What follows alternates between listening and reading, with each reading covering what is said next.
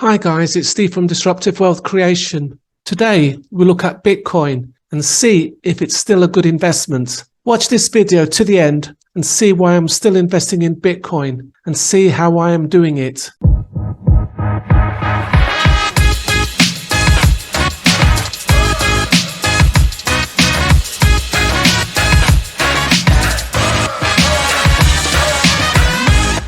Before we get into it, can I ask you to give me a thumbs up during the course of this video if you enjoy it? And if you are new, please subscribe if you have not done so already. I'm trying to hit 1,500 subscribers. And if you could help me do that, it would be fantastic. Just press that sub button. It only takes a second and it will smash the algorithm for me. And also a big thank you again to all the existing subscribers. I really do appreciate your support. For those of you that do not have much time, I have chapters in my video, so feel free to skip and pick the sections that interest you most. So now, let's get into it. The best place to start is with the pros and cons of Bitcoin. Check out what Bitcoin has been doing, and then finally, let me explain why I'm still investing in Bitcoin. The person or persons who invented Bitcoin were quite smart, because when people think about Bitcoin, they think of a gold coin. This was done on purpose by the creator or creators of Bitcoin so that people could relate to buying, selling, and investing in Bitcoin. The truth is that Bitcoin is digital internet money, and so it is not a physical product. So let's start with some advantages of having a digital product. Unlike fiat money, you do not have to buy paper to make it. You do not have to spend money on printing and making it safe from being counterfeited. And you do not have to store it or transport it to banks, all of which costs money. Governments have slowly figured this out and are trying to move away from physical money. But Bitcoin is way ahead of the game.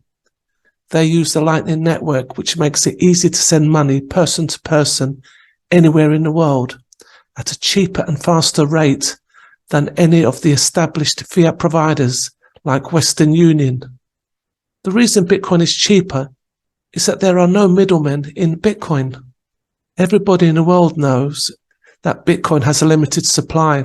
So as we get closer to the date when we have no more Bitcoin made, it will become more expensive. Unfortunately, at the moment, there are still a few whales who like to buy and sell and manipulate the market. When we get more smaller retailers involved in Bitcoin, this will change.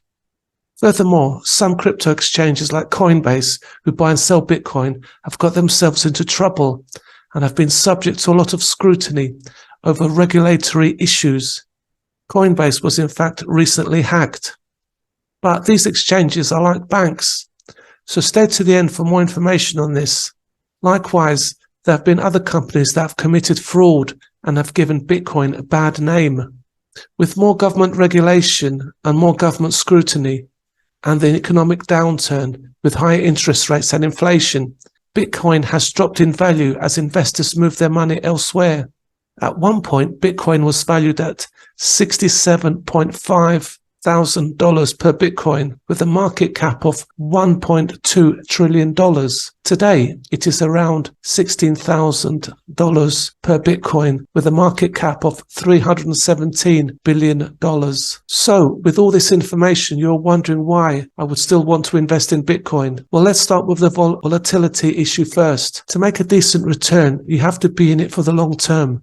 Too many investors want to make a fast buck and are quick to panic and sell when the price of Bitcoin goes down. They are not investors, they are speculators. They may as well be gambling in a casino than investing in Bitcoin. So the next issue is the crypto exchanges which sell you Bitcoin and look after it for you. In many ways, they are like banks. They have come under scrutiny by governments wanting to know who owns the Bitcoins they are looking after. It's called KYC, or Know Your Customer. The government wants to know this information so that they can tax you. As I said earlier, Coinbase was hacked, so it was the crypto bank that was hacked. It is important to know this because Bitcoin itself has never been hacked. It was just the exchange that was looking after Bitcoin that was hacked and had Bitcoin stolen. So how do we get around this? Well, the serious Bitcoin investors have a Bitcoin wallet. It's a bit like a USB stick. The only person who has access to it is yourself, and nobody knows how much Bitcoin is on there. Just you. It puts you in complete control. Unlike banks, you can wake up one morning and find out your country has gone bankrupt and your money is worthless. More likely, you might find that when you go to your ATM to withdraw money, the bank imposes a limit on how much you can withdraw on a daily basis. This has happened in countries like Greece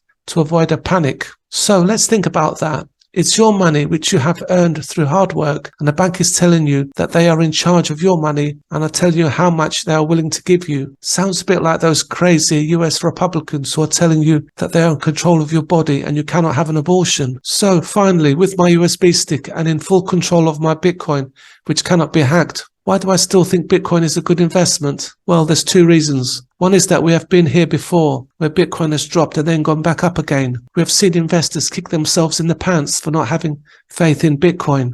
And secondly and lastly, with fiat money, we have seen volatile money being propped up by governments. Yet Bitcoin is having similar problems, but it's not being propped up by anyone, which shows that it is resilient and it's worth an investment. So guys, finally, let me know, do you have Bitcoin?